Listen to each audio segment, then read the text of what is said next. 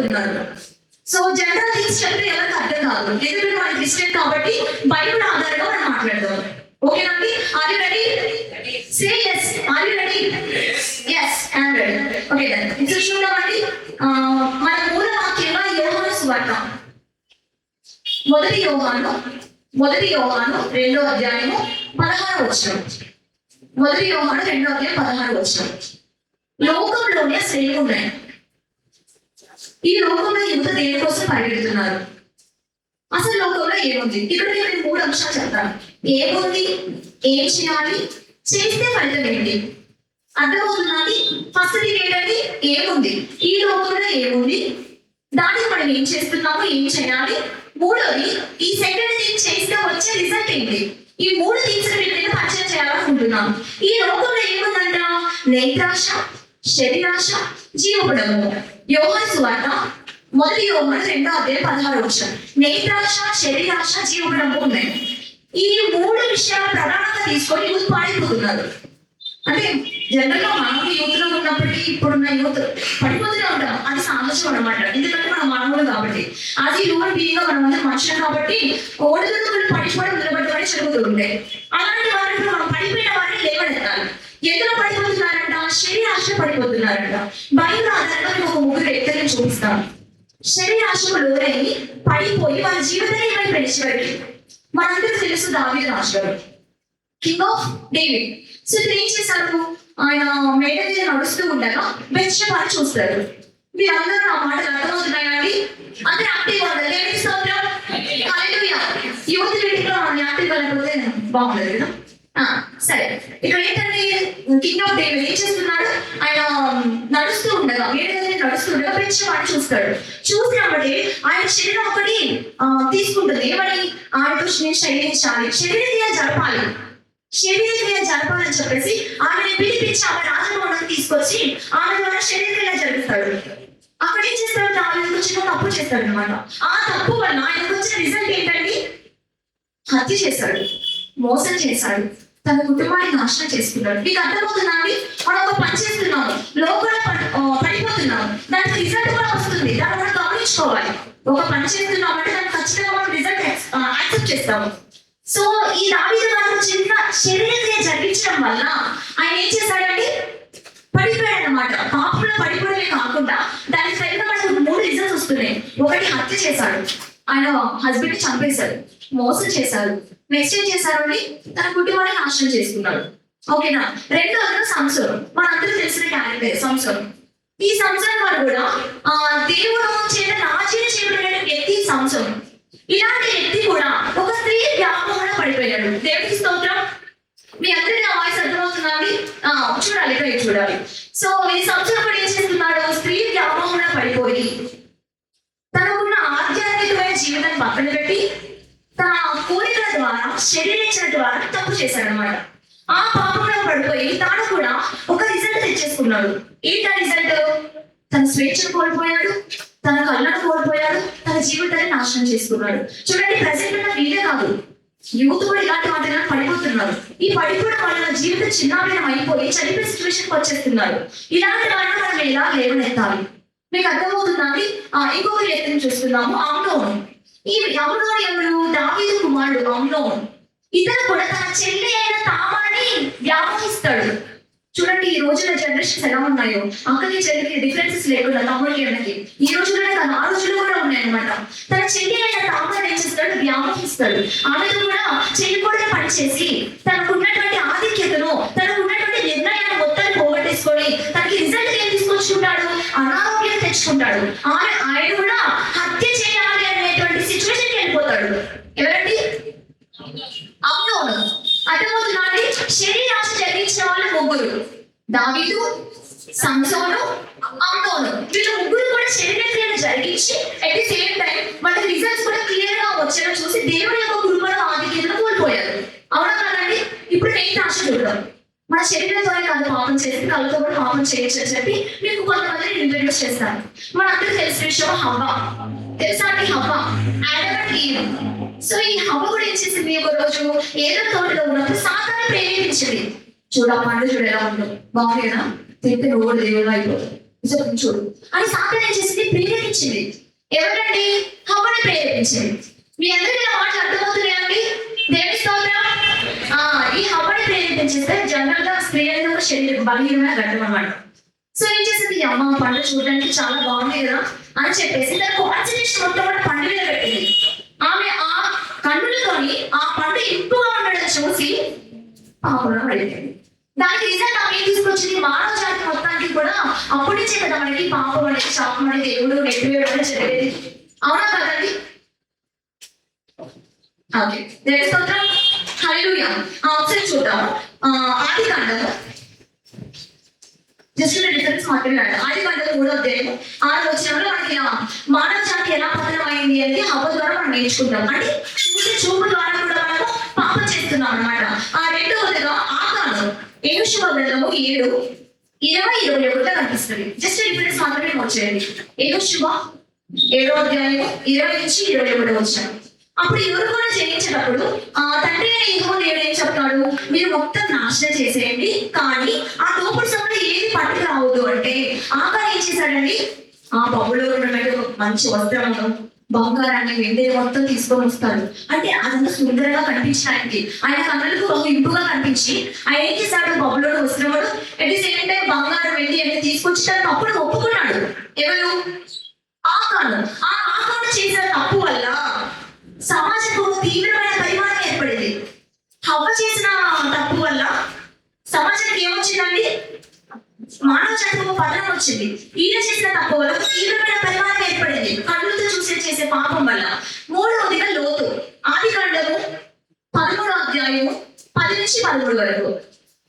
వాళ్ళకి మందలు, గొర్రెల మందలు అవన్నీ కూడా ఎక్కువగా ఉండడం వలన అబ్రహాముకి లోతుకి, లోతు ఎవరండి, అబ్రహాం యొక్క మేనల్లుడు, వీళ్ళిద్దరికి మందలు ఎక్కువగా ఉండడం వల్ల ఒక పాయింట్ ఆఫ్ టైంలో వాడికి విడిపోవాల్సి వచ్చింది అనమాట.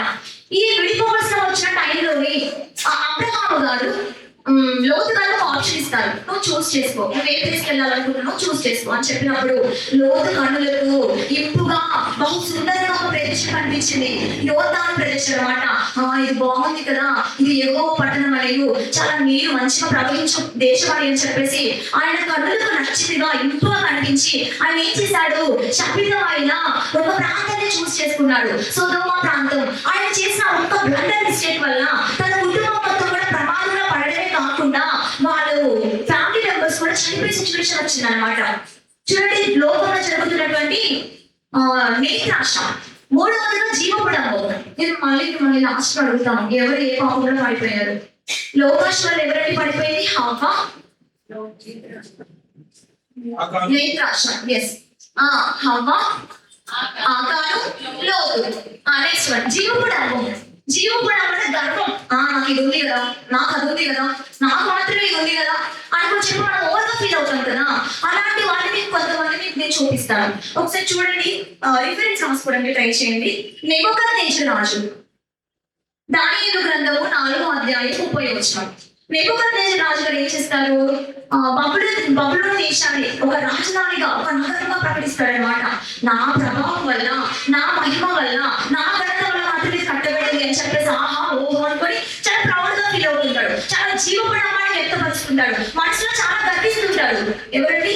నెబుకద్నెజరు రాజు. కానీ end of the story 4th chapter last వచనంలో అంటాడు, దేవుడు మాత్రమే గర్వాన్ని అణచగలడు అని చెప్పేసి వినయంగా తనను తగ్గించుకొని యెహోవాను ఏం చేశాడు, సన్మానించుకున్నాడు. అంటే గర్వానికి ముందు, వినయానికి ముందు గర్వం నడుస్తుందంటే కదా. మంచిగుంటే రాజే ఒకేసారి దాని రాజధాని నగరంగా ప్రకటించిన వల్ల నా బబులోను దేశాన్ని నా వల్ల కట్టబడింది, నా ప్రభావం వల్ల, నా ఘనత వల్ల, నా మహిమ వల్ల మాత్రమే జరిగిందని చెప్పేసి ఆయన ఏం చేశాడు, గర్వంగా హృదయంలో గర్వించాడు. కానీ దేవుడు ఏం చేశాడు, గర్వాన్ని అణచివేశాడు అనమాట. రెండవదిగా హామాను. మనందరికీ తెలిసిన వ్యక్తి హామాను, ఇశ్రాయేలు గ్రంథంలో కనిపిస్తుంది. ఈ హామాను ఎలాంటి వ్యక్తి, ప్రజలందరూ నన్నే చూడాలి, ప్రజల కాన్సన్ట్రేషన్ మొత్తం నా మీదే ఉండాలి, పర్టికులర్ గా నేను వస్తున్నాను అంటే నన్ను ఫైండ్ అవుట్ చేయాలి అని చెప్పేసి ఆయన ఏం చేస్తున్నాడు, ప్రజల యొక్క గుర్తింపుని, గౌరవాన్ని, అందరి అటెన్షన్ నా మీదే ఉండాలి అని చెప్పేసి హామాను ఏం చేస్తాడు, అలాంటిది రాజు తర్వాత నేనే రాజు, ఆ హోదా నాదే అని చెప్పేసి మనసులో ఏం చేస్తాడు, ఆయన గర్వానికి గురయ్యాడు అనమాట. ఆయన గర్వమే ఆయన నాశనానికి దారి తీసింది. యూదులకు ఎగేనిస్ట్ గా చాలా కుట్రలు చేశాడు. అవునా కదండి? యూదుని చంపేయాలి, యూదుల సామ్రాజ్యం ఉండకూడదని చెప్పి ఎస్తేరు గ్రంథం 7వ అధ్యాయం వరకు చూపిస్తుంది అనమాట. ఈ 7వ అధ్యాయం ఏం చూపిస్తుందంటే హామాను యొక్క కుట్రను చూపిస్తుంది. ఆ కుట్ర, ఆ జీవపు నవ్వు, ఆ గర్భము మనిషిని ఏం చేసింది, పతనం చేసింది అనమాట. ఆయన చనిపోయి నాకు తీసుకొచ్చింది. ఇలా చూడండి ఒకసారి. దేవుని స్తోత్రం. మన కాన్సన్ట్రేషన్ పెట్టుకుంటే ఇట్స్ బెటర్. ఓకే. శరీరాశ, నేత్రాశ, లోకాశ వలన, శరీరాశ, నేత్రాశ, జీవపడము, ఈ 3 థింగ్స్ వల్ల యూత్ ఎలా పాడైపోతున్నారు. చూడబడిన దృశ్యాలు చూడటం, ఓకే, చూస్తే కళ్ళు ఒప్పిస్తే అయిపోతుంది. దాన్ని మనసులో అవలంబించుకోవడం. సరే, ఇక్కడతో సెకండ్ స్టెప్ అని ఇక్కడతో ఆపిస్తే బాగుంటుంది. దాన్ని నేను చేస్తే ఇంకెంత బాగుంటుంది అని చెప్పేసి ఈ 3 థింగ్స్ ని మేజర్ గా తీసుకొని మన జీవితాన్ని పాడు చేసుకోవడమే కాకుండా ఒక మంచి ప్రణాళికకి ఎంత టైం పడుతుందో చెడ్డ పేరు నిమిషాలు క్రియేట్ చేసేసుకున్నారు. మనకున్న నేమో పోయింది, వచ్చిన నేమో పోయింది అనమాట. మంచి పేరు పోయింది. పైగా మనకి ఎలా గుర్తుపెట్టుకుంటారో చెడ్డ వ్యక్తిగా గుర్తుపెట్టుకుంటారు. ఎప్పుడైతే మనం ఈ శరీరాశకి, లోకాశకి, నేత్రాశకి, జీవపడమానికి మనం ఎప్పుడైతే ప్రాముఖ్యత ఇస్తామో, ఎప్పుడైతే వాటిని ప్రయారిటీగా తీసుకుంటామో మన జీవితం అనేది కొలాప్ అయిపోవడం స్టార్ట్ అవుతుంది అనమాట. సో మోస్ట్లీ యూత్ అనే వాళ్ళు ఇలాంటివి చేయకూడదు.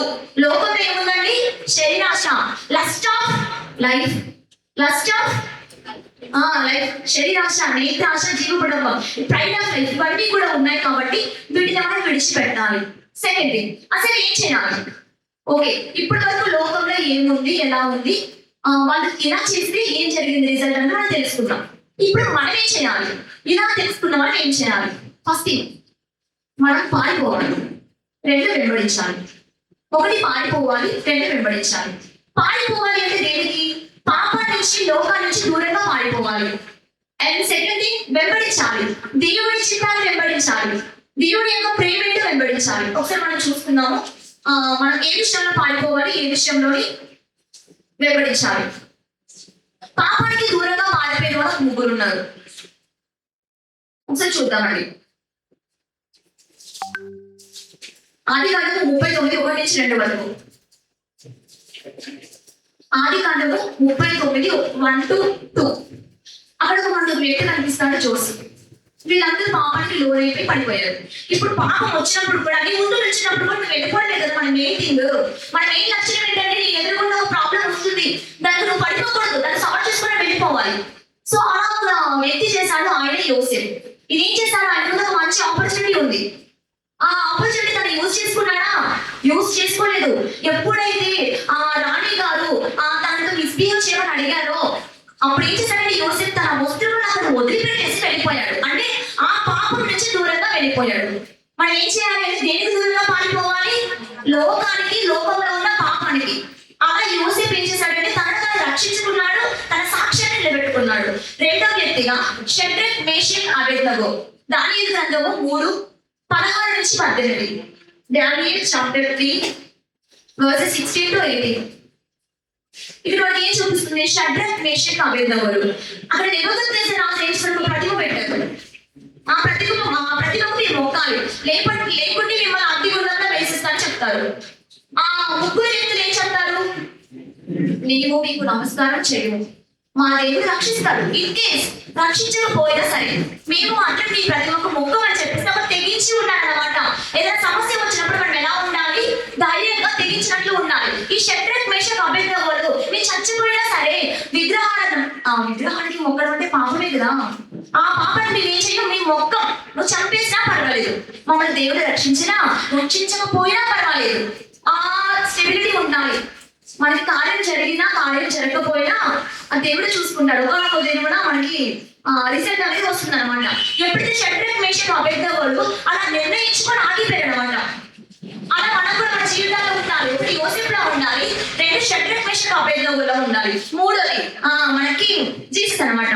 చూద్దాం ఒకసారి మత్తయి సువార్త 4:8-10 వరకు. చూడండి, వీళ్ళందరూ పడిపోవడము, లోకంలో పడిపోవడము, పాపాన్ని పారిపోవడం అని చేశారు. కానీ యేసుక్రీస్తు ప్రభువు ఏం చేశారు? దాన్ని ఎదిరించారు. దేవుడికి స్తోత్రం. హల్లెలూయా. మన కింగ్ గురించి చెప్తున్నానండి, మీరందరూ చాలా డల్గా ఉన్నారు. దేవుడికి స్తోత్రం. హల్లెలూయా. యేసు ప్రభువు ఏం చేశారు? సాతాను ఒక మొండ మీద తీసుకెళ్ళిన ఎత్తైన ప్రదేశం మీద తీసుకెళ్ళింది. చూడు, ఈ లోకాన్ని చూడు, ఈ లోక సంపదను చూడు, దాని వైభవాన్ని చూడు. నువ్వు వీటన్నిటికి నమస్కరించినట్లయితే ఇవన్నీ నీకు ఇచ్చేస్తానని చెప్పినప్పుడు యేసు ప్రభువు ఏం చేశారండి? ముందు ఏం చెప్పారు? ఆ నీ దేవుడని యెహోవాను మాత్రమే నువ్వు ప్రేమించాలి, ఆయన మాత్రమే నువ్వు సేవించాలి పో అని చెప్పేసి యేసు ప్రభువు గద్దించాడు. అంటే సాతాను చెప్పింది ఇది చూడు చూడు చూడు చూడు. దేవుడు ఏం చేశాడు, దాన్ని తిరస్కరించాడు అనమాట, దాన్ని గద్దించాడు. మనం అలా ఉండాలి. ఏదైనా పాపం వచ్చినప్పుడు మనం దాన్ని ఎదిరించే వాళ్ళ ఉండాలి. యూత్ అనే వారు ఏం చేయాలండి, పాపానికి పడిపోకుండా దాన్ని ఎదిరించే వాళ్ళ ఉండాలి, దాన్ని గద్దించే వాళ్ళ ఉండాలి. రాయిని రాయితోనే కొట్టాలి, ఇనుముని ఇనుముతోనే తీయాలన్నట్టు ఎవరికి తగ్గ సమాధానం వాళ్ళకి చెప్పాలన్నమాట. ఆ వేళ వెళ్తేనే వాళ్ళ అవతల వాళ్ళు కొంచెం డౌన్ అయిపోతారు. అర్థమవుతుందా అండి? ఇలా ఏం చేస్తున్నారు, మనం ఇలాంటి వారిని వెంబడించాలి. ఓకేనా? ఇలా చేస్తే మనకి ఏం రిజల్ట్ వస్తుంది? ఒకటి, మనం పారిపోవాలి కదా, రెండు వెంబడించాలి. ఏం వెంబడించాలి? దైవిక జ్ఞానాన్ని వెంబడించాలి. ప్రసంగి 12:1 దైవిక జ్ఞానాన్ని వెంబడించాలి. లోకానికి పారిపోయింది కదా, ఇప్పుడు మనం ఎవరిని వెంబడించాలి, దేన్ని వెంబడించాలి? మన ఎవరి కాలం వల్ల మన సృష్టికర్తని మనం మర్చిపోకూడదు. ఆయన ఏంటో మనం ఏం చేయాలి, దైవిక జ్ఞానం కలిగి ఉండాలి. రెండవదిగా పవిత్రమైన మాటలు కలిగి ఉండాలి. 1 తిమోతి 4:12 మన మాటలోని, ప్రేమలోని, విశ్వాసంలోని, పవిత్రతలోని, క్రియలలోని విశ్వాసాలకు మాదిరిగా ఉండాలి. మనం ఎవరిని వెంబడించాలంటే ఇలాంటి క్రియలు ఉన్న వాటిని మనం ఏం చేయాలి, వెంబడించాలి. మొదటిగా మనం సృష్టికర్తను మర్చిపోకూడదు. రెండవదిగా ప్రేమ, విశ్వాసం, సహనం అన్ని కూడా విశ్వాసానికి మాదిరిగా మనం ఉండాలి. మూడవదిగా ఆధ్యాత్మికమైన ఓర్పు కలిగి ఉండాలి. ఎన్ని కష్టాలు వచ్చినా, ఎన్ని నష్టాలు వచ్చినా వాటిని అధిగమించేలాగా ఎబ్రీ పత్రిక 12:1 ప్రతి భారము సులువుగా చిక్కుపెట్టి పాపమును విడిచిపెట్టి విశ్వాసానికి కర్తైన యేసు వైపు మాత్రమే చూడొచ్చు. ఎదుట ఉంచబడిన పందెమందు ఓపికతో పరిగెత్తి ఆయన ఎదుట ఉంచబడి. ఇక్కడ ఏంటంటే కాన్సెప్ట్, మన ముందు ఒక గోల్ ఉందన్నమాట. ఆ గోల్ మనం రీచ్ అవ్వాలి అంటే మధ్యలో చాలా సులువుగా చిక్కులు పెట్టే పాపాలు, ఇంకా మనల్ని ప్రతి దండలు ఇవన్నీ ఉంటాయి. వీటన్నిటి మనం ఏం చేయాలి, ఓవర్కమ్ చేయాలి. ఓవర్కమ్ చేసి విశ్వాసానికి కర్తైన యేసుక్రీస్తు వైపు మాత్రమే చూస్తూ మన పందెంలో కరెక్ట్ గా మనం రన్ చేయాలన్నమాట. ఇలా మనం ఏం చేయాలి, దేవుని వైపు తిరగాలి. ఇవన్నీ చేయాలి అంటే ఏం కావాలంటే దేవుడి చిత్తం ఏంటో ఎరిగి ఉండాలి. దేవుడి స్తోత్రం. ఇవన్నీ చేసేస్తాం, ఓకే, మరి దేవుడి చిత్తం ఏంటి? 1 తెస్సలోనికలు 4:3 1 తెస్సలోనికలు 4:3 ఒకసారి తీసిన వారు లాస్ట్ రిఫరెన్స్ కొంచెం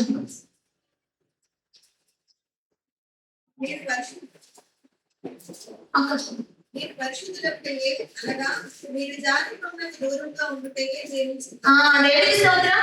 దేవుడి చిత్తం ఏంటండి, మనం పరిశుద్ధంగా ఉండడానికి ఈ జాగ్రత్త క్రియలకు దూరంగా ఉండడమే దేవుడి చిత్తం. ఈ లోకంలో వచ్చిన నేత్రాశ, శరీరాశ, జీవపడంబానికి దూరంగా ఉండి దేవుడిని వెంబడించి ఆయన చిత్తం ఏంటో గ్రహించడమే దేవుడి యొక్క చిత్తం అన్నమాట. ఇలాంటి వాటికి మనం దగ్గరగా ఉన్నప్పుడు ఏ లోకానుసారమైనటువంటి థింగ్స్ మనలోనికి రావు. దేవుడి స్తోత్రం. అవునా కదండి? ఇవన్నీ కూడా మనం విడిచిపెట్టి దేవుడికి దగ్గరగా ఉండాలి అంటే ఇలాంటి ప్రతిరోజు మనం నెమరు వేసుకోవాలి. మనం అందరం కూడా ఇప్పుడు ఒక నిర్ణయం తీసుకున్నాం. Can you make a decision for Jesus? ఖచ్చితంగా ఒక నిర్ణయం తీసుకున్నాం. ఏంటి? లోకంలో పడిపోయే వాళ్ళని నిలబెట్టాలి, మనం స్టాండర్డ్ గా ఉండాలి, అవతల వాళ్ళని స్టాండర్డ్ గా ఉంచాలి. ఒక చిన్న ప్రార్థన చేసుకుని రోజు చేసుకుందాం. మహాగణమైన మా ప్రియములకు ప్రజలకు స్తోత్రం నాయన, మీరు ఇచ్చిన ధన్యతగా నీకు వందనాలు తండ్రి నాయన. అయ్యా లోకంలో ఏమున్నాయి అయ్యా, వాటి రిజల్ట్ ఏంటి ప్రభా, ఏం చేయకూడదు, ఏం చేయాలి, చేస్తే ఫలితం ఏంటి, మీ చిత్తం ఏంటి అనే మాటల ద్వారా మీరు వాళ్ళు మాట్లాడిన విధానికే మీకు స్తోత్రం నాయన. అయ్యా ఇంకా కొంతమందిని మీరు మార్చుటకు మేము ఒక ఆయుధంగా ఉంటుంది సహాయం చేయండి ప్రభా, మీకు స్తోత్రం నాయన. ఎవరిస్తే బలవంతం చేతులు బాణం వంటి వారిని సెలవిచ్చారు కదా ప్రభా, ఆ బాణం వంటి వారికి మేము అందరం తయారవడానికి మీ సహాయం దయచేయమని చెప్పిన వాక్యం బట్టి మీకు వందనలు చెల్లిస్తూ యేసు కృష్ణ నడిపెట్టుకున్నాం.